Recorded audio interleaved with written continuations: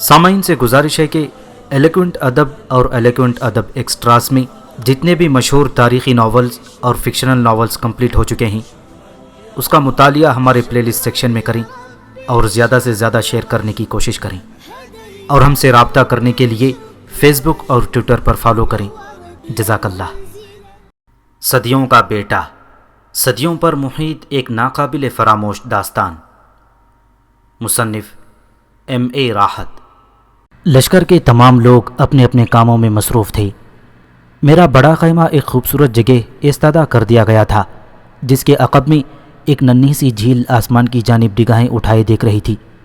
اس کے کنارے ایستادہ درخت جھیل کے محافظ معلوم ہو رہے تھے، اور ان محافظوں کے درمیان یہ جھیل بے پناہ خوبصورت محسوس ہو رہی تھی۔ ہم خیمے کے عقب سے اس جھیل کا منظر بآسانی دیکھ سکتے تھے۔ ہائپون نے تھوڑی دیر کے لیے مجھ سے اجازت طلب کر لی اور اپنے ان ساتھیوں کے پاس پہنچ گیا تھا جن کے لیے خیمے ایستادہ کر دیے گئے تھے۔ تب ضرورت سے فارغ ہونے کے بعد میں پرسیفون کے پاس جا کر بیٹھا، اس سے کافی دیر گفتگو کرتا رہا۔ پرسیفون مجھے بہت چاہتی تھی، جس کا اظہار اس کی آنکھیں تھیں۔ وہ اتنی چاہت سے مجھے دیکھتی، اتنی محبت سے بلاتی کہ میں ہیکی کے روپ میں خود پر رشک کرتا تھا۔ پرسی کا خیمہ میرے خیمے کے ساتھ ہی تھا۔ تب کافی دیر کے بعد میں نے ایک قاصد کے ذریعے فیرونا کو پیغام بھیجا اور فیرونا آ گیا۔ میں نے فیرونا کو بیٹھنے کی پیشکش کی اور نگاہیں جھکائے میرے سامنے بیٹھ گیا۔ فیرونا، تم جانتے ہو میں نے تمہیں کس لیے طلب کیا ہے؟ میں تم سے وہ ساری باتیں جاننا چاہتا ہوں جن کے لیے تم اب میرے پیچھے آئے ہو۔ فیرونا نے کسی قدر حسرت زدہ نگاہوں سے میری جانب دیکھا اور پھر اس کے چہرے پر ایک پھیکی سی مسکراہٹ پھیل گئی۔ پھر وہ بولا، میں تیری تقدیر پر رشک کرتا ہوں ہیکی، چونکہ میں جانتا ہوں کہ تو نے صرف بھیڑوں کے درمیان زندگی گزاری ہے۔ تو نے پہاڑوں کی وادیوں میں صرف بھیڑوں پر حکم چلایا ہے، لیکن کیا تو سوچ سکتا تھا کہ بھیڑوں پر حکمرانی کرنے والا چرواہا انسانوں پر بھی حکمرانی کر سکتا ہے؟ فیرونا کی گفتگو زیادہ دلچسپ اور دلکش نہ تھی، اور نہ ہی ایسی تھی کہ میرے لیے زیادہ پسندیدہ ہوتی، لیکن میں متحمل اور بردبار مزاج کا مالک تھا۔ چنانچہ میں نے صبر و سکون سے اس کی یہ ساری باتیں سنی۔ میں جانتا تھا کہ میرے ایک اشارے پر اس کی گردن اتار کر زمین پر رکھ دی جائے گی۔ تو جو شخص اپنے سامنے اتنا تابع ہو، جس شخص کی اپنے سامنے حیثیت صرف اتنی ہو، بھلا اس شخص کی باتوں کا برا ماننا بھی کوئی جواز رکھتا ہے؟ چنانچہ میں نے فراغ دلی سے اس گفتگو کو نظر انداز کر دیا اور کہنے لگا، ٹھیک ہے فیرونا، میں تیری ہر بات کا اعتراف کرتا ہوں، لیکن کیا تو یہ بتانا پسند کرے گا کہ ان باتوں سے تیرا کیا مقصد ہے؟ میں نے پوچھا۔ بس میں تیری تقدیر پر رشک کر رہا ہوں ہیکی، کہ تو نہ صرف تحت الثری کی حکومت بلکہ حسن کی پوری سلطنت کا بھی مالک ہے، جس کے سامنے ساری سلطنتیں ہیچ ہیں۔ فیرونا نے ایک سرد آہ بھرتے ہوئے کہا، تیری مراد پرسیفون سے ہے؟ ہاں، میری مراد اسی حسینہ سے ہے، لیکن اب وہ میری ملکہ ہے، اس حکومت کی شاہ کی بیوی۔ کیا تو اس بات کا خیال نہیں رکھتا؟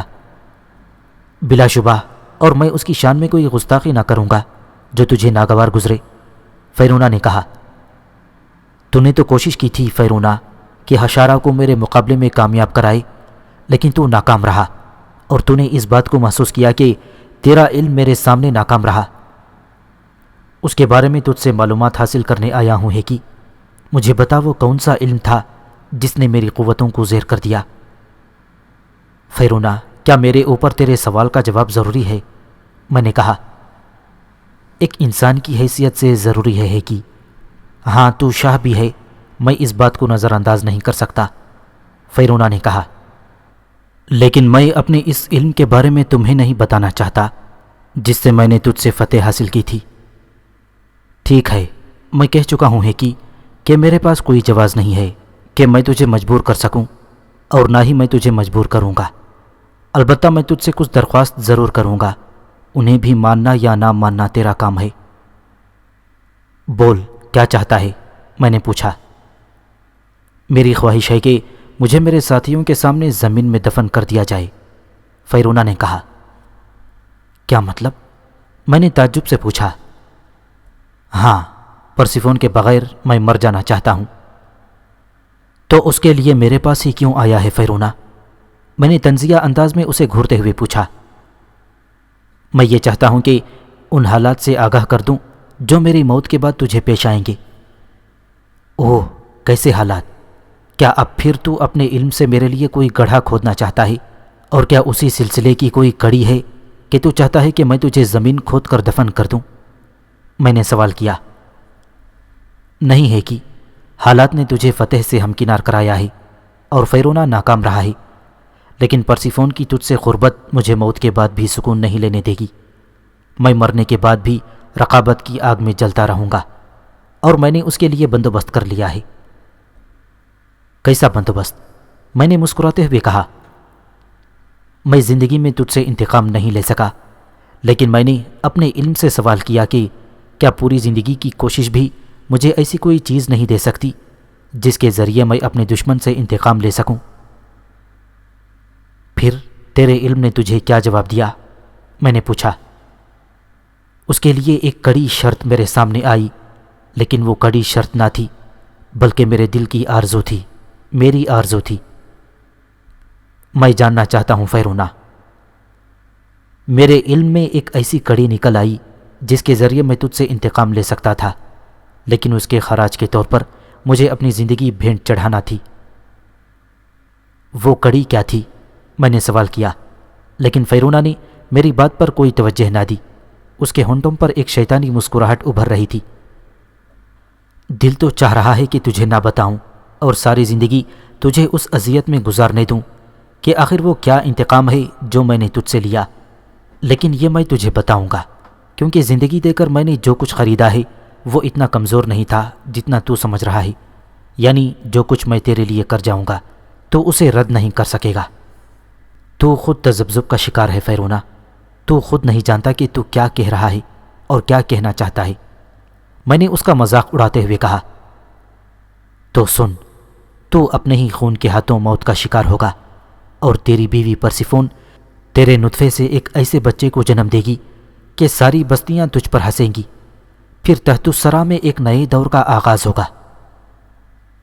اور کچھ اسے کم نہ سمجھ، یہ تیری تقدیر ہے، اور تو خوش نہ رہ سکے گا۔ وہ حشر ہوگا تیرا کہ دنیا تجھ پر افسوس کرے گی، اور اس وقت تک تیری کوئی قوت تیرا ساتھ نہ دے سکے گی۔ عمدہ بات ہے، لیکن تو نے یہ سوچا فیرونا کہ اگر میں اس شخص کو شکست دے سکتا ہوں جو تیرے علم کے سہارے جنگ کر رہا تھا، تو کیا تیری اس بد دعا کو میں ناکام نہ بنا سکوں گا؟ یہ اتنی مضبوط ہے کہ تو ایسا نہ کر سکے گا، فیرونا نے خوشی سے قہقہہ لگاتے ہوئے کہا۔ غصے ہونے کے بجائے مجھے ہنسی آ گئی۔ بہت خوب فیرونا، بہرحال تو کیا جانے کہ یہ سب کچھ بھی میرے لیے ایک دلچسپ تجربے سے زیادہ نہ ہوگا، میں نے آہستہ سے کہا۔ لیکن اس وقت میں چونک پڑا جب فیرونا نے اچانک خنجر نکال کر اپنے پہلو میں گھونپ لیا۔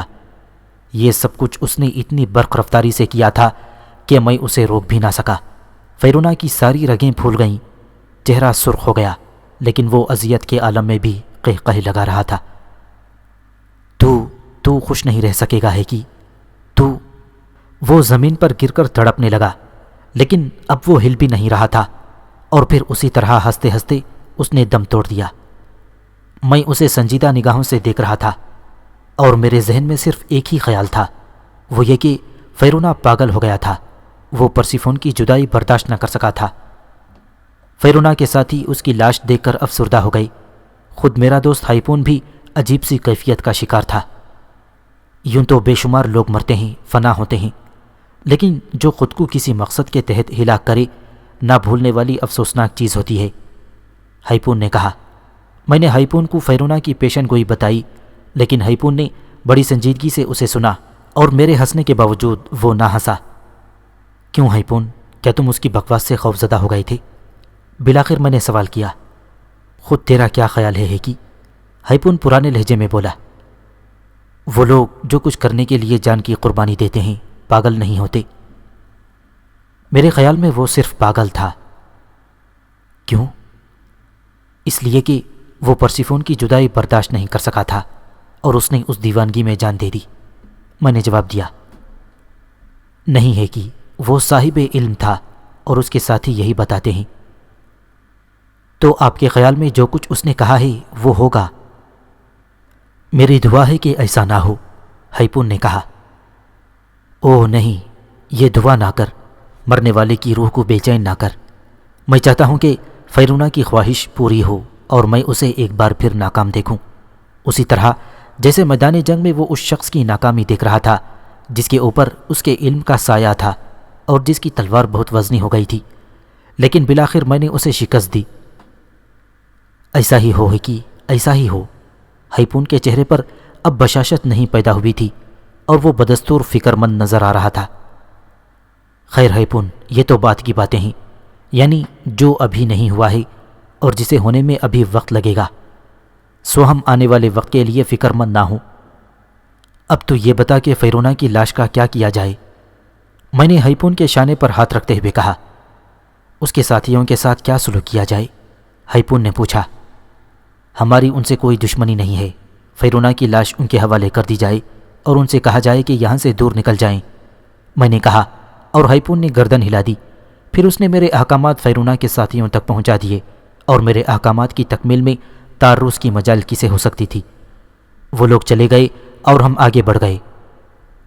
تو پروفیسر، تحت الثری کی حکومت مجھے مل گئی تھی اور خوب انتخاب کیا تھا میرے دوست سالانوس نے، یعنی ایک ایسا کردار مجھے دیا جس کے عیش ہی عیش تھے۔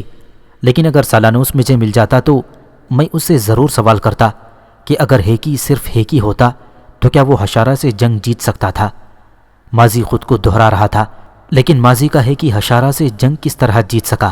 اور تحت الثری کی حکومت میں عیش ہی عیش تھے، پرسیفون کی حسین آغوش اور اس کی مد بھری ادائیں، اور پھر حکومت کے دوسرے تعیشات۔ کبھی اپنے طور پر سوچتا پروفیسر تو ہنسی آتی، لیکن ہیکی کی حیثیت سے یہ سب کچھ بہت دلکش تھا اور میں ان سے خوش تھا۔ اب میں نے نظام حکومت بآسانی سے سنبھال لیا تھا، کوئی دقت باقی نہیں رہی تھی، اور میں عیش کر رہا تھا۔ فیرونا میرے ذہن سے نکل گیا تھا، لیکن ایک دن تنہائی میں جب پرسیفون میری آغوش میں تھی، ہر طرف خاموشی چھائی ہوئی تھی، ہم اپنے محل کے ایک سرسبز گوشے میں داد عیش دے رہے تھے، نزدیک ہی پانی کا ساز بج رہا تھا، تو پرسیفون نے میرے سینے میں منہ چھپاتے ہوئے ذرا بدلے ہوئے انداز میں مجھے آواز دی، ہیکی۔ کیا بات ہے پرسی؟ میں نے اس کے سنہرے بالوں کو اس کے چہرے سے ہٹا کر غور سے دیکھا۔ ایک بات کہوں؟ پرسی کے ہونٹوں پر ایک اجنبی سی مسکراہٹ پھیل گئی۔ ہاں کہو۔ کیا تم اپنی عظیم الشان حکومت کے لیے ایک حکمران کے خواہش مند نہیں ہو؟ ہاں ہوں۔ کیا چاہتے ہو؟ وہی جو تم، میں نے جواب دیا۔ نہ جانے کیوں میں اس کی گفتگو میں دلچسپی لے رہا تھا۔ یعنی تم کیا چاہتی ہو؟ میں نے پوچھا۔ ایک بچہ، ایک خوبصورت سا بچہ یہاں ہمارے درمیان لیٹ کر انگوٹھا چوسے گا، اور پھر جو ہمارے درمیان کھیلتا ہوگا، اور پھر جو ہمارے درمیان ایک خوبصورت ناقابل تسخیر نوجوان کی حیثیت سے کھڑا ہوگا۔ ہاں میں بھی یہی چاہتا ہوں، لیکن ہیکی، ہم ابھی تک اس سے محروم کیوں ہیں؟ میں چونک پڑا۔ مجھے اچانک خیال آیا میں ہیکی کی حیثیت سے نہ جانے کیا بن گیا تھا، لیکن اپنی اصل حیثیت میں تو میں پرسیفون کی یہ خواہش کبھی نہیں پوری کر سکتا تھا۔ میرا خیال ہے پرسی، ہم زیادہ دنوں تک محروم نہیں رہیں گے۔ واقعی؟ پرسیفون نے مسکراتی نگاہوں سے مجھے دیکھا۔ ہاں، میں نے اسے خود میں جذب کر لیا اور پرسیفون گہری گہری سانسیں لینے لگی۔ لیکن طویل عرصہ گزر گیا اور پرسیفون اولاد سے محروم رہی۔ نہ جانے کیوں میں بھی پریشان رہنے لگا تھا، حالانکہ بعض اوقات میں اپنی اس پریشانی پر ہنسنے لگتا تھا۔ بھلا میں اولاد کے لیے پریشان کیوں ہوتا؟ مجھے کیا کرنا تھا اولاد کا؟ لیکن کمبخت پرسیفون اب شدت سے اولاد کے جنون میں مبتلا ہو گئی تھی۔ وہ ہر وقت اسی بات کا رونا روتی رہتی تھی۔ بعض اوقات میں اسے سمجھاتا تھا، پرسیفون آخر تم اس قدر پریشان کیوں رہتی ہو؟ میں اولاد چاہتی ہوں جو وقت سے پہلے تمہیں مل نہیں سکتی۔ وقت کب آئے گا؟ کیا اس سے پہلے تمہارے دوسرے لوگ یہ بات جانتے رہے ہیں؟ نہیں، لیکن ہر وقت اولاد کی رٹ مت لگایا کرو۔ اس وقت مجھے غصہ آ گیا اور پرسیفون چونک کر مجھے دیکھنے لگی۔ تو کیا تمہیں اولاد کی خواہش نہیں ہے؟ ہے، لیکن تمہاری طرح پاگل نہیں ہوں۔ لیکن ہے کہ بیٹا تو تمہارے باپ کے ہاں بھی نہیں تھا، اس نے دوسرے کا سہارا لیا تھا۔ میں نے کہا اولاد تو تھی لیکن ہمارے ہاں۔ پرسیفون نے کہا اپنی فکر کرو، اولاد کی رٹ مت لگائی رکھا کرو۔ لیکن مجھے اولاد چاہیے۔ جاؤ میرے پاس سے ہٹ جاؤ اور اب اپنا ذہن صاف کر کے میرے نزدیک آنا، میں اب تمہارے منہ سے اولاد کا لفظ نہیں سننا چاہتا۔ میں نے کہا اور پرسیفون اٹھ گئی۔ پھر وہ خاموشی سے میرے کمرے سے باہر نکل گئی اور پرسیفون سے شادی کے بعد میں نے پہلی تنہائی اس سے دور گزاری۔ اس حساب سے آرام کے اوقات میں کبھی اس سے دوری نہیں ہوئی تھی، لیکن یہ تنہائی اس کے بغیر تھی۔ پھر جب میں بے کل ہونے لگا تو اس کی تلاش میں نکل پڑا۔ میں نے سوچا تھا کہ وہ اپنی آرام گاہ میں ہوگی، لیکن جب میں اس کی آرام گاہ میں پہنچا تو وہ کہیں سے آ رہی تھی۔ اس سے قبل وہ کہاں تھی؟ اور اس سوال کا جواب مجھے کچھ وقفے کے بعد مل گیا۔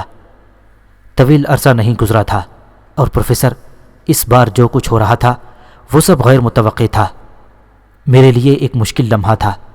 تحت الثری میں میرا ایک خاص خادم کوزال تھا، ایک بدشکل دیو قامت جو گونگا تھا اور بول نہیں سکتا تھا، لیکن اس کا عزو عزو بولتا تھا۔ ایسے خوبصورت بدن کا مالک جو تمام مردانہ خصوصیات سے سجا ہوا، اور میں نے پرسیفون کو کوزال کے ہمراہ ایک عیشگاہ سے باہر آتے دیکھا تھا۔ طویل وقفے تک میں نے سوچا اور پھر پرسیفون سے گفتگو کرنے کا فیصلہ کر لیا۔ پرسی کا چہرہ اب شگفتہ نظر آتا تھا۔ تم بہت خوش ہو پرسیفون؟ ہاں۔ اس کی وجہ جان سکتا ہوں؟ نہیں۔ کیا مطلب؟ جو کچھ میں نے کہا میرا مطلب اس سے مختلف نہیں۔ پرسیفون کا لہجہ خشک تھا۔ میں چونک کر اسے دیکھنے لگا۔ لیکن تم میری بیوی ہو پرسیفون۔ ہاں، لیکن تم میری خواہشات پوری کرنے میں ناکام رہے ہو۔ کون سی خواہشات؟ میں ابھی تک اولاد سے محروم ہوں۔ اولاد کے حصول کے لیے تم نے دوسرے راستے اختیار کیے ہیں؟ میں نے پوچھا۔ ہاں، اپنے حق کے مطابق، اس نے بے خوفی سے جواب دیا۔ تب میں نے اس حق کا جائزہ لیا اور پروفیسر مجھے یہ بات معلوم ہوئی کہ واقعی وہ حقدار ہے۔ اس زمین کے اصول مختلف تھے اور بھلا میں ان اصولوں سے کس طرح انحراف کر سکتا تھا؟ ایک لمحے کے لیے میرے اندر دلچسپی جاگی۔ بہرحال یہ ایک تجربہ تھا، لیکن جس حیثیت سے مجھے یہ تجربہ ہوا تھا وہ حیثیت اس بات کو قبول نہیں کر رہی تھی۔ پرسیفون اپنے معمولات میں مشغول تھی، میں حکومت کے دوسرے کام دیکھ رہا تھا، لیکن ذہنی طور میں الجھا ہوا تھا۔ میرا مشیر ہائپون گہری نگاہوں سے مجھے دیکھتا، لیکن ابھی تک میں نے اپنا مسئلہ اس کے سامنے پیش نہیں کیا تھا۔ بالآخر ایک دن اس نے مجھ سے سوال کر ہی ڈالا۔ ایک خادم کی حیثیت سے میرے حقوق محدود ہیں، لیکن تم نے ہمیشہ مجھے دوست کی حیثیت دی ہے، اور اسی حیثیت سے میں تم سے کچھ پوچھنا چاہتا ہوں۔ پوچھو ہائپون۔ ان دنوں تم کچھ پریشان نظر آ رہے ہو۔ ہاں ہائپون، میں نے گہری سانس لے کر کہا۔ ہائپون کو اس کی وجہ نہیں بتاؤ گے؟ وجہ؟ میں نے اسے غور سے دیکھا، پھر میں نے گردن ہلاتے ہوئے کہا، ہاں ہائپون، میرا خیال ہے میں تمہیں اس راز میں شریک کر لوں۔ ہائپون تمہارا خادم ہی نہیں دوست بھی ہے، اور دوست ہونے کی حیثیت سے وہ تمہارے راز کا امین ہے۔ ہائپون نے کہا، مجھے بھروسہ ہے۔ تو بتاؤ کیا راز ہے؟ پرسیفون غلط راستوں پر نکل گئی ہے۔ پرسیفون؟ ہائپون نے حیرت سے پوچھا۔ ہاں، تمہاری بیوی؟ اسے یقین نہیں آ رہا تھا۔ تمہیں اتنی حیرت کیوں ہو رہی ہے؟ اس لیے کہ تم دونوں ایک دوسرے کو پیار کرتے ہو۔ کرتے تھے، اب نہیں کرتے۔ لیکن کیوں؟ پرسیفون بدل گئی ہے۔ اس کی وجہ؟ اولاد۔ اوہ، تو تم میں سے کون اولاد کا زیادہ خواہش مند ہے؟ وہ۔ لیکن ہے کہ کیا تم دونوں میں سے کوئی اولاد پیدا کرنے کے قابل نہیں ہے؟ ہائپون نے جھجکتے ہوئے پوچھا۔ میں نہیں جانتا۔ پرسیفون نے کوئی قدم اٹھایا ہے؟ ہاں۔ کیا؟ ہائپون نے پوچھا۔ کوزال، اس کا گونگا خادم، اس کی توجہ کا مرکز ہے۔ تجھے یقین ہے؟ ہاں، میں نے سنجیدگی سے جواب دیا اور ہیپون گہری سوچ میں گم ہو گیا۔ پھر اس نے طویل سانس لے کر کہا، بلا شبہ یہ صورتحال میرے لیے تکلیف دہ ہوگی، لیکن پرسیفون اپنی مرضی سے ایسے اقدامات کر سکتی ہے، اسے اس کا حق حاصل ہے۔ یہ انوکھا حق ہے، میں نے کہا۔ ہاں، یہ اس سرزمین کی ریت ہے، اور اگر تمہارے ہاں کوئی اولاد پیدا ہو جاتی ہے تو بلا شبہ وہ اس سلطنت کی مالک ہوگی، کیونکہ سلطنت تمہیں پرسیفون کے خاندان سے ملی ہے اور تم خود ایک چرواہے کے بیٹے ہو۔ لیکن ہیپون، میرے لیے یہ ناقابل برداشت ہے، میں نے کہا۔ ہاں، یقیناً ہوگا۔ تو میں کیا کروں؟ ہیپون کرے گا، لیکن تم ایک اور کام ضرور کرو۔ پرسیفون کو احساس دلاؤ کہ خود تمہیں اس کی زیادہ پرواہ نہیں ہے، اور محل کی کنیزوں کے ساتھ داد عیش دو۔ کیا مجھے اس کا حق حاصل ہے؟ تمہیں تو اس کا بھی حق حاصل ہے کہ پرسیفون کو قتل کر دو، ہیپون نے کہا۔ اوہ، میں نے پرخیال انداز میں گردن ہلائی۔ میرا یہ مشیر خوب تھا، اور اس نے جو کچھ مجھے بتایا تھا وہ بھی عمدہ تھا۔ ہیپون رخصت ہو گیا، اور میں نے اپنے طور پر اپنی ذہنی کیفیت کا جائزہ لیا۔ میں ان معاملات سے زیادہ متاثر تو نہیں تھا۔ ہاں، ہیکی کی حیثیت سے اس بات کا رنج ضرور تھا کہ میری بیوی نے مجھ سے بے وفائی کی تھی، لیکن اندرونی طور پر میں ہیکی نہیں تھا۔ میں نے ایک بات ذہن نشین کر لی، یعنی ایسے واقعات جو میرے ذہن کے لیے ناقابل قبول ہوں مجھے اپنی اصل حیثیت سے قبول کرنا چاہیے۔ اس طرح میں ذہنی الجھن سے محفوظ رہ سکوں گا، اور اس طرح تحت الثری کے ماضی کی ان داستانوں سے خود کو نکال سکوں گا۔ اور جب میں نے آواز دی، خود کو محسوس کیا کہ ساری کہانی ایک مذاق ہے، دلچسپ مذاق، خواب کی مانند، یا اس طرح جیسے میں صرف ایک دیکھنے والا ہوں اور خود میرا اس داستان سے کوئی تعلق نہیں۔ لیکن میرا دوست ہیپون صرف تماشائی نہ رہ سکا۔ محل میں اونچی نیچی سرگوشیوں میں نے معلوم کیا کہ کوزال کی لاش اس کے کمرے میں ملی ہے، اور اس کی گردن اس کے شانوں سے بہت دور پائی گئی ہے۔ میں نے لاش کو دیکھنے کی ضرورت محسوس نہ کی، نہ ہی یہ معلوم کیا کہ اس لاش کو کہاں ٹھکانے لگایا گیا۔ ہاں، پرسیفون کی کیفیت کے بارے میں معلوم کرنا میرے لیے زیادہ دلکش تھا، اور تنہائی کے لمحات میں وہ میرے پاس آ گئی، لیکن اس کی آنکھوں کی چمک میں، اس کے گالوں کے شفق میں کوئی تبدیلی نہیں تھی۔ اس نے مخصوص انداز میں میرے گردن میں باہیں ڈال دی تھیں، اور میں نے بھی کسی تغیر کا اظہار نہیں کیا۔ لیکن وہ خود ہی ہنستی ہوئی بولی، بیچارہ کوزال بھی خوب مارا گیا، لیکن کیا برا ہوا، اس کی حیثیت اس سے زیادہ کیا تھی کہ وہ صرف ایک غلام تھا۔ لیکن تمہیں یہ جان کر شاید مسرت ہو کہ میں خود اس کی موت کی خواہش مند تھی، اور اس بارے میں سوچ رہی تھی کہ کس طرح اسے راستے سے ہٹا دوں۔ پرسیفون نے کہا، اور میں چونک پڑا۔ کیوں؟ وہ تو تمہارا منظور نظر تھا، میں نے اسے سوال کیا۔ نہیں میری روح، پیار تو میں تم سے کرتی تھی۔ خوب، اب بھی؟ میں نے پوچھا۔ اب بھی اور ہمیشہ۔ دلچسپ محبوبہ ہو۔ یہ بات نہیں، دراصل تم غلط فہمی کے شکار ہوئے تھے۔ کیوں؟ وہ میری محبت نہیں، میری ضرورت تھا۔ ضرورت؟ ہاں، میں چاہتی تھی کہ حکومت میرے خاندان میں ہی رہے، اور یہی خواہش میرے باپ ایپیٹس کی تھی۔ تو پھر میں نے کوزال سے اپنی ضرورت پوری کر لی، اور جب غلاموں سے کوئی ایسی ضرورت پوری کی جائے جو ان کی حیثیت سے بڑھ کر ہو تو پھر ان کی زندگی مناسب نہیں ہوتی، کیونکہ وہ اس قابل نہیں ہوتے کہ ان پر اعتبار کیا جائے، اور ناقابل اعتبار لوگوں کا مر جانا ہی بہتر ہوتا ہے، پرسیفون نے کہا۔ کیا کہنا چاہتی ہو پرسیفون؟ میں نے پوچھا۔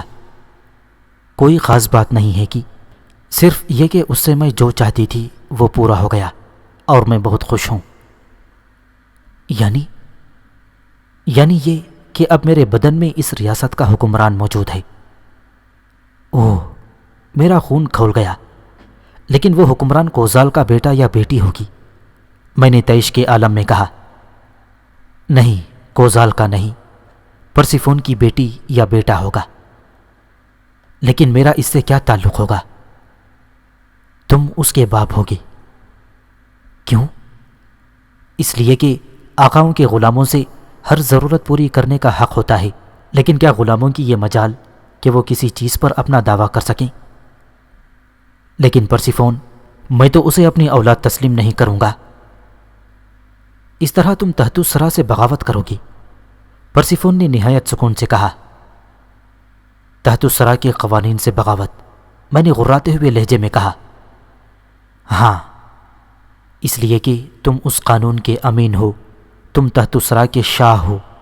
ایسی صورت میں لازم ہے تم پر کہ تم ان قوانین کی پابندی کرو۔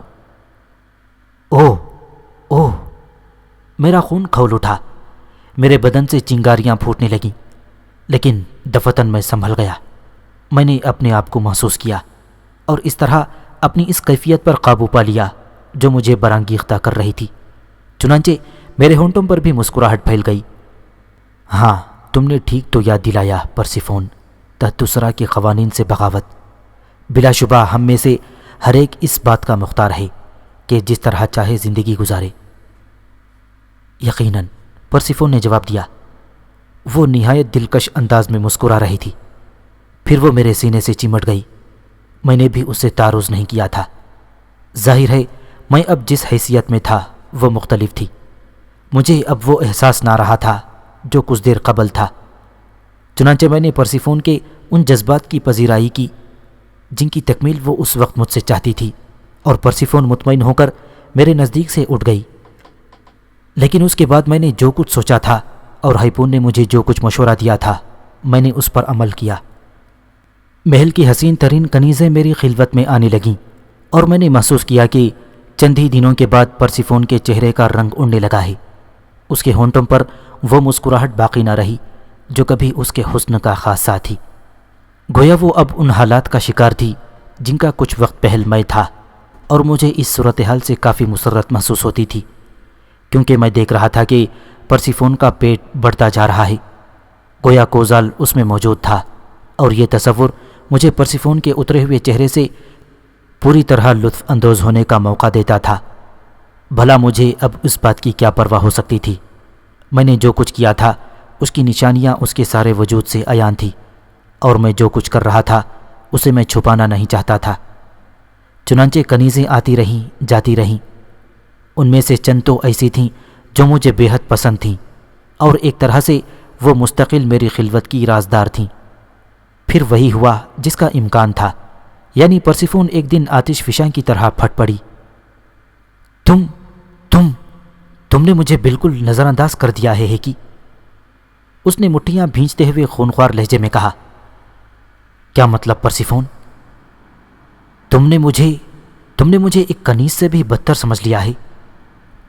نہیں، ایسی تو کوئی بات نہیں۔ کنیزیں اپنا مقام رکھتی ہیں اور تم اپنا۔ کیا یہ بات تحت الثری کے قوانین کے خلاف ہے؟ کیا ایک شہنشاہ کنیزوں سے لطف اندوز نہیں ہو سکتا؟ میں نے طنزیہ انداز میں پوچھا، اور پرسیفون کسی زخمی سام کی مانند تل منانے لگی۔ ظاہر ہے وہ اس بات کا کیا جواب دے سکتی تھی، لیکن میں بھی خاموش نہ رہ سکا۔ تو تم نے جواب نہیں دیا پرسیفون، میں تمہاری رائے جاننے کا خواہش مند ہوں۔ لیکن یہ محبت کے خلاف ہے۔ محبت نہیں پرسیفون، تمہارا خیال غلط ہے۔ محبت کا مسئلہ ہمارے تمہارے درمیان کوئی بہت بڑی حیثیت نہیں رکھتا۔ کیا تمہارے خیال میں کوزال کو بھول سکوں گا جو آج بھی تمہارے پیٹ میں موجود ہے؟ اوہ، تو تم نے انتقاماً تو نہیں، تم نے اپنا حق استعمال کیا اور میں نے اپنا۔ اس میں انتقام کی کیا بات ہے؟ میں نے اس کی بات کاٹتے ہوئے کہا۔ لیکن میں یہ سب کچھ نہیں ہونے دوں گی پرسیفون۔ تم میرے ایک اشارے پر اپنی زندگی کھو سکتی ہو، اس لیے شہنشاہ ہیکی کے سامنے سوچ سمجھ کر بات کیا کرو، میں نے درباری لہجے میں کہا، اور وہ مجھے دیکھنے لگی۔ پھر اس نے آہستہ سے گردن ہلائی اور ہونٹ بھینچتی ہوئی باہر نکل گئی۔ میں جانتا تھا کہ عورت کیا کرے گی، اور عورت جو کچھ کرے گی اس کے جواب میں مجھے کیا کرنا چاہیے، کیونکہ میں باخبر تھا، اور بات یوں تھی کہ بلا شبہ محل میں کنیزوں کا اضافہ ہونے لگا تھا۔ میرے وہ مداح اور جانثار جو میری خوشیاں چاہتے تھے اس تگودوں میں مصروف ہو گئے تھے کہ حسین ترین لڑکیاں میرے پاس لائیں اور میری کنیزوں میں شامل کریں، اور بھلا جب ایک شہنشاہ بھی یہی چاہے تو کون اسے روک سکتا ہے؟ چنانچہ حسینوں کے جھرمٹ میں پرسیفون کو تقریباً بھول ہی گیا۔ ہاں، ایک دن ہائپون نے مجھے بتایا کہ پرسیفون اب محل میں نہیں رہتی۔ تو وہ کہاں گئی؟ میں نے سوال کیا۔ اور اس کا باپ بھی اس کے ساتھ غائب ہے۔ خوب، بہت خوب، لیکن ہائپون اس بات سے تم کیا مقصد لیتے ہو؟ میں نے کہا۔ کچھ نہیں، غالباً اس کا خیال ہوگا کہ وہ ایک بچے کو جنم دینے کے بعد دوبارہ تمہارے پاس آئے گی اور پھر تمہیں اس کی پرورش کے لیے مجبور ہونا پڑے گا۔ کیا یہ بھی تحت الثری کا قانون ہے؟ میں نے پوچھا۔ ہاں، پرسیفون کا بچہ خواہ اس کا ذمہ دار کوئی بھی ہو، بہر صورت تمہاری اولاد اور تمہارا جائز وارث کہلائے گا۔ میں کسی گہری سوچ میں ڈوب گیا، لیکن پھر وہی مسئلہ سامنے آ گیا، یعنی یہاں جو کچھ بھی ہوتا ہے میری اپنی شخصیت۔ لیکن اس کے بعد میں نے خاموشی اختیار کر لینا ہی مناسب سمجھی۔ ہاں، البتہ پرسیفون ایک طویل عرصہ تو میرے نزدیک نہ آئی تھی۔ جن حالات میں زندگی گزار رہا تھا وہ میرے لیے غیر تسلی بخش نہیں تھیں۔ ہائپون میرا ساتھی تھا اور امور حکومت بآسانی چل رہے تھے۔ البتہ جب بھی مجھے ایپیٹس اور پرسیفون کا خیال آتا، میں سوچنے لگتا کہ دیکھیں جب وہ نمودار ہوتے ہیں تو کون کون سے ہنگاموں کے ساتھ، اور بالآخر وہ دن بھی آ گیا جب یہ ہنگامہ نگاہوں کے سامنے تھا۔ پرسیفون نے ایک بچے کو جنم دیا تھا اور اس کے لیے اس نے عمرہ کو طلب کر لیا تھا، جو حکومت میں ایک خاص حیثیت رکھتے تھے۔ ہاں، جب اس نے عمرہ کو طلب کیا تو عمرہ نے مجھ سے بھی اجازت طلب کی تھی اور میں نے انہیں بخوشی اجازت دے دی تھی۔ ظاہر ہے جب ان حالات کو میں قبول کر چکا تھا تو باقی معاملات میں خواہ مخواہ ٹانگ اڑانے کی کیا ضرورت تھی۔ لیکن جب وہ سب واپس آئے اور انہوں نے مجھے بتایا کہ پرسیفون نے ایک ایسے بچے کو جنم دیا ہے جس کے خد و خال جنگ میں رہنے والے اس جانور سے ملتے ہیں جو انسانوں کی مانند ہوتا ہے، لیکن اس کے بدن پر لمبے لمبے بال ہوتے ہیں اور اس کا چہرہ انسانوں سے مختلف ہوتا ہے، گویا وہ بن مانوس کی بات کر رہے تھے۔ میں یہ سن کر ششدر رہ گیا۔ یہ کیا تھا؟ وہ سب کچھ کیا تھا؟ اس سلسلے کی ایک کڑی تھی جس کے لیے میں پریشان تھا۔ نہ جانے کیوں اس دن مجھے فیرونا یاد آ گیا، فیرونا کی پیشن گوئیاں یاد آئیں، اور ایک لمحے کے لیے میں واقعی پریشان ہو گیا۔ اگر وہ بن مانوس کی شکل میں ہے تو پھر ممکن ہے فیرونا کی بددعاؤں کا کوئی دخل ہو۔ حالانکہ مجھے ان بددعاؤں سے بددل نہیں ہونا چاہیے تھا۔ یہ بددعائیں میرا کیا بگاڑ سکتی تھیں؟ اگر وہ بچہ بن مانوس کی شکل کا تھا تو اس سے مجھے کیا فرق پڑتا تھا؟ میری اولاد تو تھی نہیں، اور یوں بھی پروفیسر، نہ تو مجھے اولاد کی خواہش تھی اور نہ ہی کسی اور چیز کی۔ یوں جب بھی میں اس کے بارے میں غور کرتا تو ایک چیز مجھے ہمیشہ سکون بخشتی تھی کہ بہر صورت میں اس بات کو نہیں بھول سکا تھا کہ میں سالانوس کے اس دانشکدے کے ذریعے ماضی کے اس جزیرے تک پہنچا ہوں اور یہاں کے مناظر دیکھ رہا ہوں، اور جب میں یہاں سے واپس جاؤں گا تو میری وہی حیثیت ہوگی جو پہلے تھی، لیکن اس زندگی میں تبدیلی کی چاشنی تھی۔ پرسیفون جو شاید اس وقت تک کے لیے ہی غیر حاضر ہوئی تھی جب تک کہ کوزال کے بچے کو جنم نہ دے لے، بالآخر میرے پاس پہنچ گئی۔ مجھے اس کی آمد کی اطلاع اپنی عیشگاہ میں ملی تھی، اس کے ساتھ اس کا باپ ایپیٹس بھی تھا، لیکن میں جاننا چاہتا تھا کہ خود پرسیفون کا اس بارے میں کیا خیال ہے۔ چنانچہ جب وہ محل میں پہنچے تو میں نے ان کا پرتپاک انداز میں استقبال کیا۔ وہ بچہ اس کے ساتھ نہیں تھا جو اس نے جنم دیا تھا۔ میں نے دیکھا پرسیفون کا شباب ڈھل چکا تھا، وہ جوانی، وہ شادابی جو اس کے چہرے کا خاصہ تھی مفقود ہو چکی تھی، وہ اجڑی اجڑی نظر آ رہی تھی۔ میرے ہونٹوں پر مسکراہٹ دیکھ کر غالباً وہ اور چڑ گئی تھی۔ اس نے مجھ سے کوئی بات نہ کی۔ میں نے شاہ ایپیٹس کی جانب دیکھا۔ شاہ ایپیٹس کی گردن جھکی ہوئی تھی۔ میرے معزز عزیز، میرے بزرگ، میرے مربی، میں نے ایپیٹس کو سینے سے لگاتے ہوئے کہا، اور پھر اس کے شانے پر ہاتھ رکھ کر بولا، شاہ ایپیٹس، میں آپ سے تنہائی میں کچھ گفتگو کرنے کا خواہش مند ہوں۔ ایپیٹس نے عجیب سی نگاہوں سے میری جانب دیکھا، پھر اپنی بیٹی پرسیفون کی طرف دیکھا۔ پرسیفون کے چہرے پر کوئی تاثر نہیں تھا، جس کا مقصد یہ تھا کہ وہ مجھ سے ہونے والی گفتگو میں دخل نہیں دینا چاہتی تھی۔ سو میں نے کہا، میں ان تمام کارروائیوں کا مقصد جاننا چاہتا ہوں۔ ایپیٹس نے نگاہیں اٹھا کر میری جانب دیکھا اور بولا، مقصد کیا ہو سکتا ہے؟ جو کچھ بھی ہے شاہ ایپیٹس، بے شک یہ حکومت تیری ہے، اور میں نے مقابل اصولوں کے مطابق اسے حاصل کیا ہے، لیکن اب میں محسوس کرتا ہوں کہ جیسے میں ہمیشہ سے اس علاقے کا حکمران رہا ہوں اور میرے ذہن میں وہ تمام چیزیں سرایت کر چکی ہیں جو کسی شہنشاہ کے ذہن میں ہوا کرتی ہیں۔ اس لحاظ سے میں وہ ہر بات تم سے کر سکتا ہوں جو عام حالات میں نہیں کر سکتا تھا۔ بے شک تجھے اس کا اختیار حاصل ہے، ایپیٹس نے جواب دیا۔ تب میں تم سے کہتا ہوں کہ بالکل حقیقت بتاؤ، سچ بولو، جو کچھ میں تم سے پوچھتا ہوں سچ سچ بتاؤ۔ میں سچ بولوں گا، ایپیٹس نے جواب دیا۔ مجھے بتاؤ کہ جو افواہ میں نے سنی ہے کیا وہ درست ہے؟ بچے والی: ہاں بالکل درست ہے شاہ ہے کی، اور میں حیران ہوں کہ یہ سب کیا ہوا، انسانی جسم سے ایک جانور کیوں برآمد ہوا ہے؟ اور تمہیں یہ بھی معلوم ہے ایپیٹس کہ وہ جانور کس کا نطفہ ہے؟ میں نے سوال کیا۔ ہاں، غلام کوزال کا، ایپیٹس نے جواب دیا۔ گویا تمہاری بیٹی قابل اعتبار نہیں ہے اور نہ ہی اس قابل کہ وہ میرے بچے کی ماں بنے۔ لیکن شاہ ایپیٹس اب کیا کرو گے؟ اس بن مانوس کو تحت الثری کا حکمران بناؤ گے؟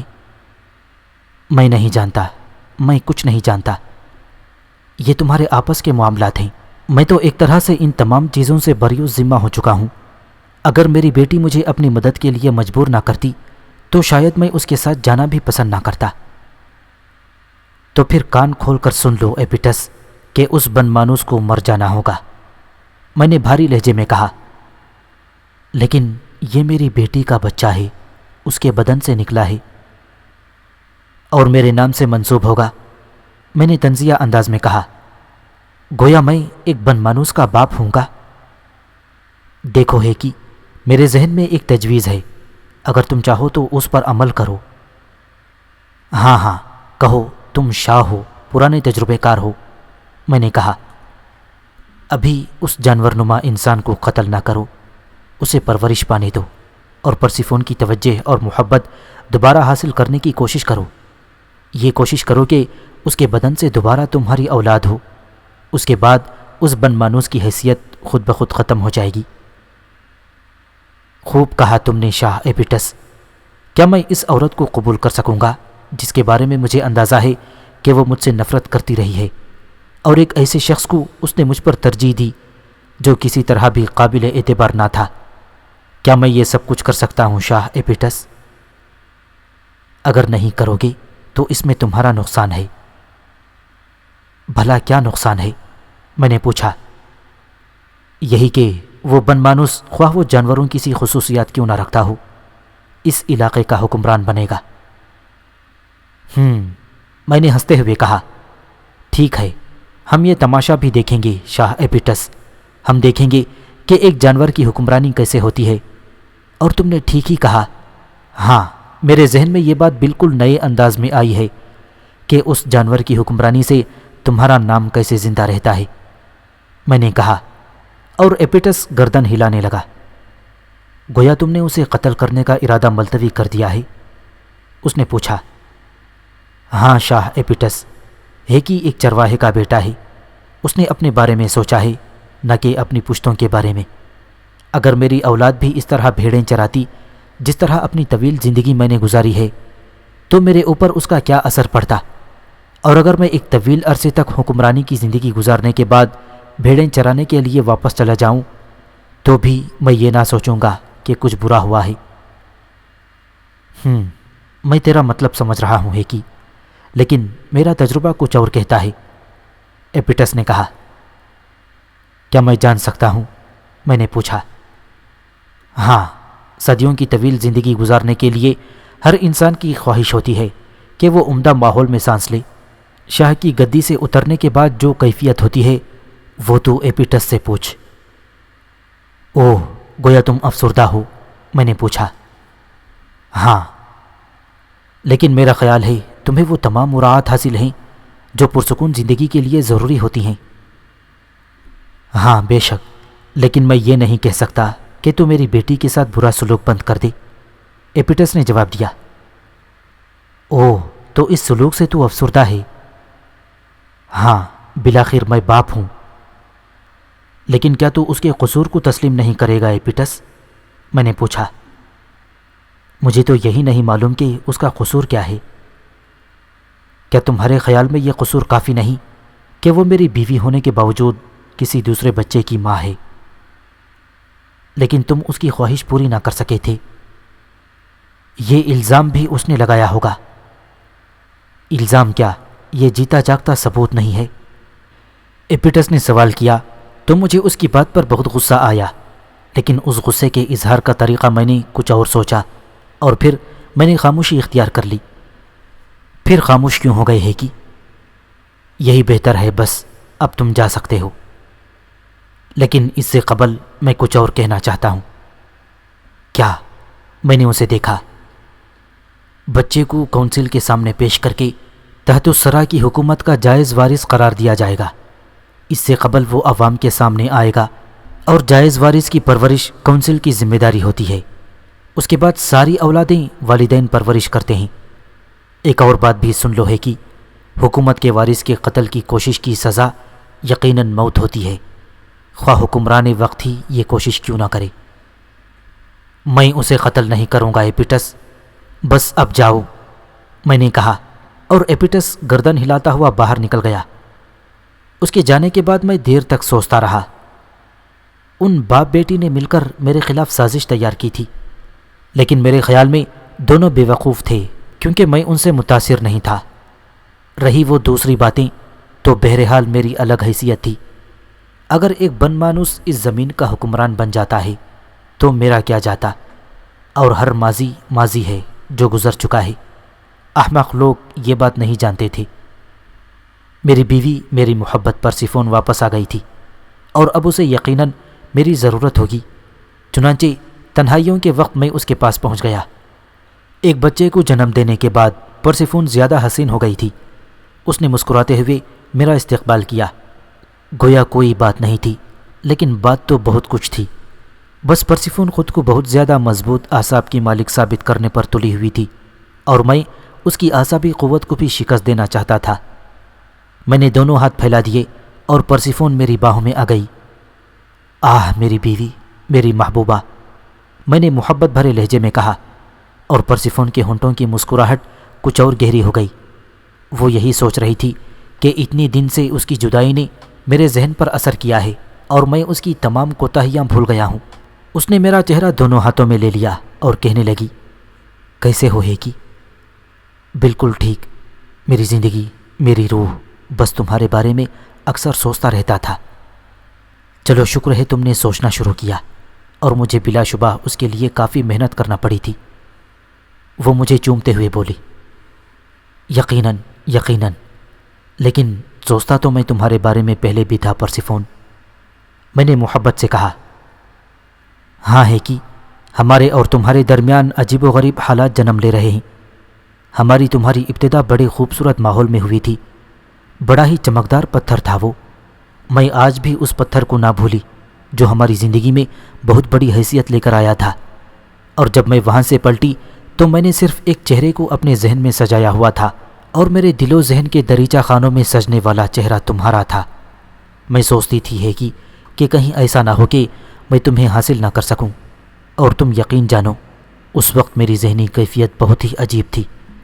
اس وقت اگر تمہارے علاوہ اور کوئی جنگ میں فتح حاصل کر لیتا تو میں اپنے اختیارات سے کام لے کر اسے مروا دیتی، اور اس کے بعد اعلان کرا دیتی کہ میں نے اس شخص کو پسند کر لیا ہے جو میری زندگی اور میری حکومت کا مالک ہے، یعنی جس کا نام ہیکی ہے۔ گویا وہ تم تھے، صرف تم۔ لیکن ہیکی، میں نہیں جانتی کہ ہمارے درمیان کون سی چیز رخنہ انداز ہو گئی اور تم مجھ سے دور ہوتے گئے، نہ جانے کیوں، حالانکہ روز اول کی طرح میں آج بھی تمہیں اتنا ہی چاہتی ہوں، اور میری اس چاہت میں کوئی کھوٹ نہیں ہے۔ وہ یگانگیت بھرے لہجے میں بولی، میرا خیال ہے وہ صرف تمہاری ضد تھی پرسیفون۔ میں نے کہا، ضد نہیں، ہر انسان کی ایک خواہش ہوتی ہے، جس طرح اس وقت میں نے سوچا تھا۔ کیا؟ میں نے سوال کیا۔ وہ یہ کہ اگر تم میری زندگی کے مالک نہ بن سکے تو میں اس شخص کو قتل کرا دوں گی جو میری زندگی کا مالک بن کر تم پر سبقت لے جانے کی کوشش کرے گا، سو میں تمہیں حاصل کر لوں گی۔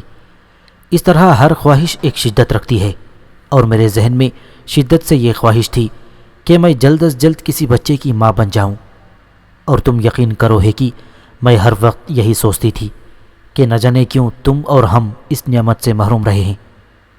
یہاں بات سلطنت کے وارث کی نہیں بلکہ میری خواہش کی تھی۔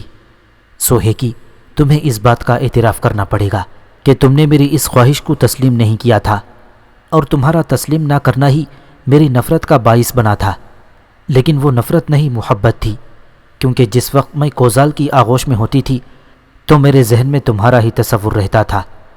تاہم نہ جانے کیوں اس بچے کی شخصیت نہ تو کوزال سے ملتی ہے اور نہ ہی تم سے۔ ہاں، یہ بات میں کہوں گی کہ اس وقت میرے ذہن میں خوف کے تاثرات ہوا کرتے تھے جب یہ بچہ میرے بدن میں تھا، اور ممکن ہے اسی خوف نے یہ بھیانک شکل اختیار کر لی ہو۔ ہم کتنے بد نصیب ہیں کہ ہمارا بچہ ایک انسان کا بچہ نہیں بلکہ ایک بن مانوس ہے۔ لیکن تمہارا خیال ہے کیا ایک ماں اپنے پیٹ سے پیدا ہونے والے بچے کو، خواہ وہ کیسی ہی شکل کا ہو، اپنے ہاتھوں سے قتل کر سکتی ہے؟ نہیں، ہرگز نہیں۔ میرا خیال ہے تم باپ ہونے کے باوجود ایسا نہیں کر سکو گے۔ پرسیفون کی آنکھوں میں آنسو امڈ آئے تھے، اور میں پسیجی نگاہوں سے اسے دیکھ رہا تھا۔ عجیب و غریب کردار تھا، نہ جانے کیسی باتیں کر رہی تھی، گویا بالکل معصوم ہو، گویا اس کے ذہن میں یہ خیال ہی نہ ہو کہ وہ جو کچھ کر چکی ہے وہ کوئی حیثیت نہیں رکھتا، اور میں اتنا عجیب و غریب انسان ہوں کہ میں نے اس کی حرکتوں کو معاف کر دیا ہے۔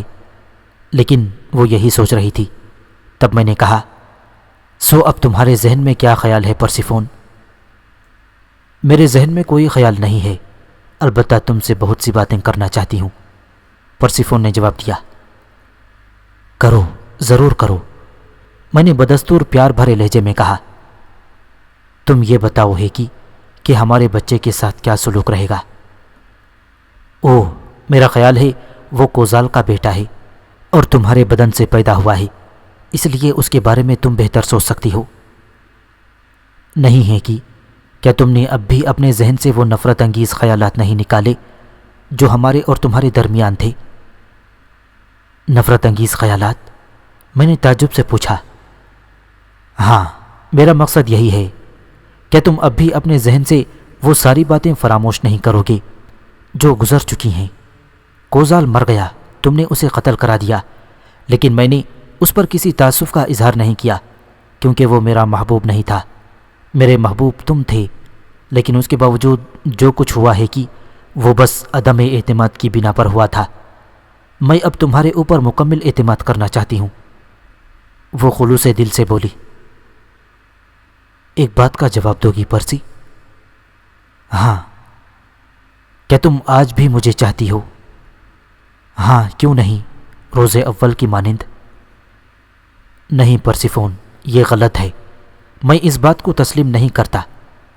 ہاں، اگر تم مجھے چاہتی ہو تو میرے احکامات کی تعمیل بھی کر سکتی ہو۔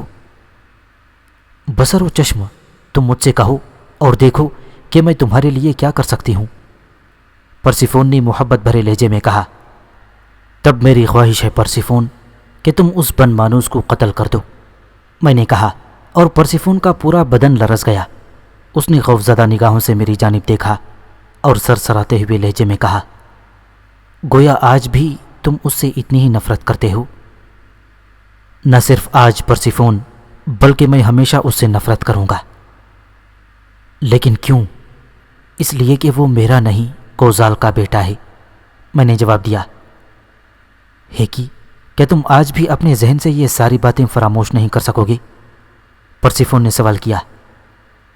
نہیں، یہ بات نہیں، میں اس بچے کو معاف کر سکتا ہوں پرسیفون، لیکن انہیں معاف نہیں کر سکتا جو اسے لائے ہیں۔ کیا مطلب؟ ہاں پرسیفون، میں تم سے انتقام لینا چاہتا ہوں، زبردست انتقام۔ اب میرے لہجے میں شدید نفرت امنڈ آئی تھی، اور پرسیفون خوفزدہ انداز میں مجھ سے الگ ہو گئی۔ تو گویا وہ چونک کر خاموش ہو گئی۔ ہاں پرسیفون، میں تم سے انتقام لینا چاہتا ہوں۔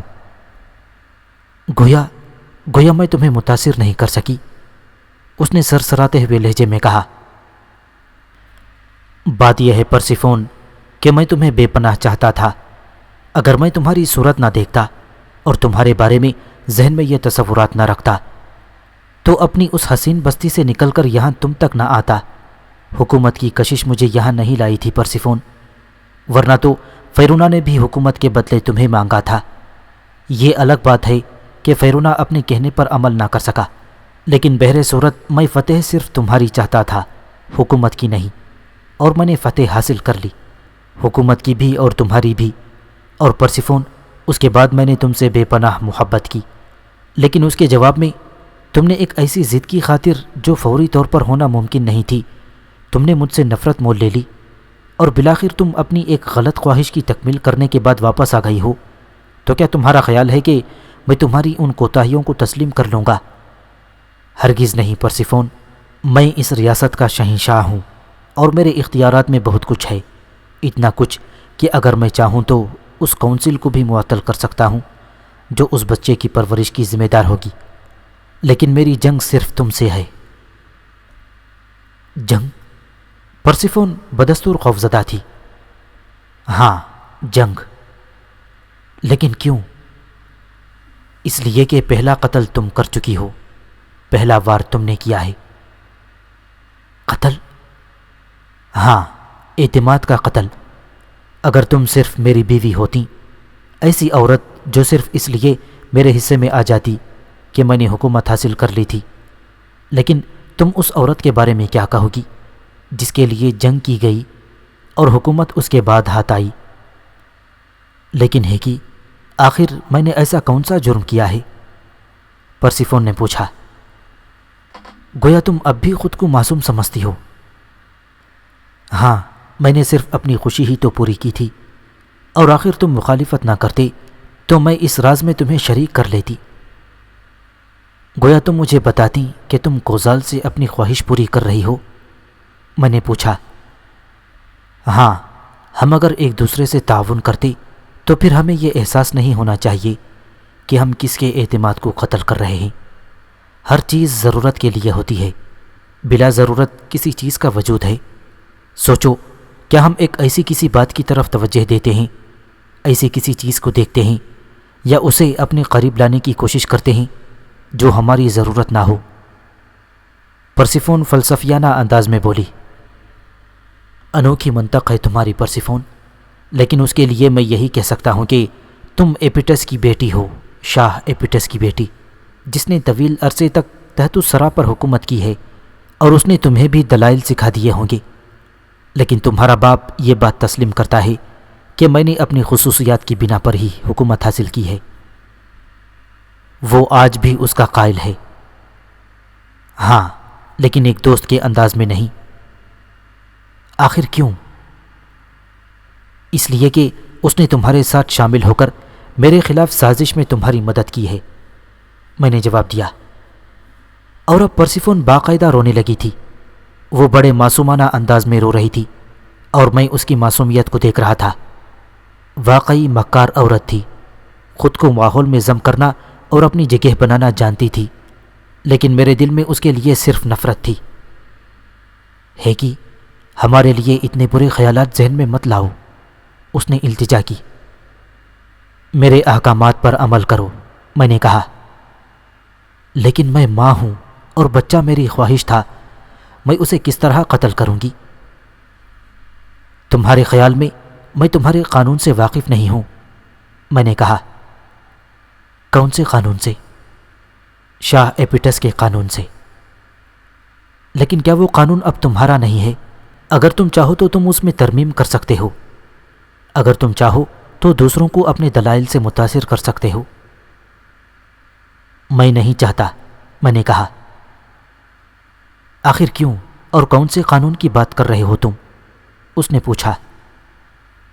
شہنشاہ ہے کہ اپنی قلمرو کی ہر شخص کی جان و مال کا مالک ہے، وہ اپنے کسی بھی حکم کے تحت کسی بھی شخص کو زندگی کے بوجھ سے نجات دلا سکتا ہے، لیکن خود اس کی بیوی کے بطن سے ہونے والا بچہ اس کی ملکیت نہیں ہوتا، میں نے کہا۔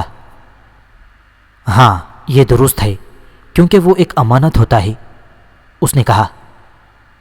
لیکن اس وقت تک وہ بچہ جب تک شیرخوار ہو ماں کی ملکیت ہوتا ہے، اور اگر وہ ماں کے ہاتھوں میں مر جائے تو ماں پر کوئی جرم عائد نہیں ہوتا۔ یہ درست ہے۔ پرسیفون کے لہجے میں خوف بھر آیا تھا۔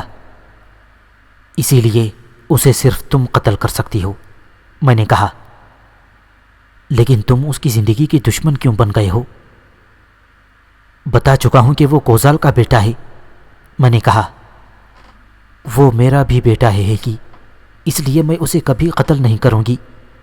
ہاں، وعدہ ہے کہ اگر تمہارا بیٹا پیدا ہو گیا تو میں اس پر ضد نہ کروں گی کہ اس جانور کو کوئی فوقیت دی جائے۔ اس کے علاوہ تمہاری کوئی شرط مجھے منظور نہیں ہے، اس نے کہا۔ خوب، اور اس کا نتیجہ جانتی ہو؟ کچھ بھی ہو، بہت کچھ ہوگا پرسیفون، بہت کچھ ہوگا۔ تو میں یہ سمجھوں گی کہ تم مجھ سے تعاون نہیں کرو گے؟ عدیم المثال تعاون کروں گا جانے من، تم دیکھو گی۔ میں تمہارے سلسلے میں پہلی بار اپنے اختیارات سے کام لوں گا، میں نے کہا، اور پرسیفون کے کمرے سے نکل گیا۔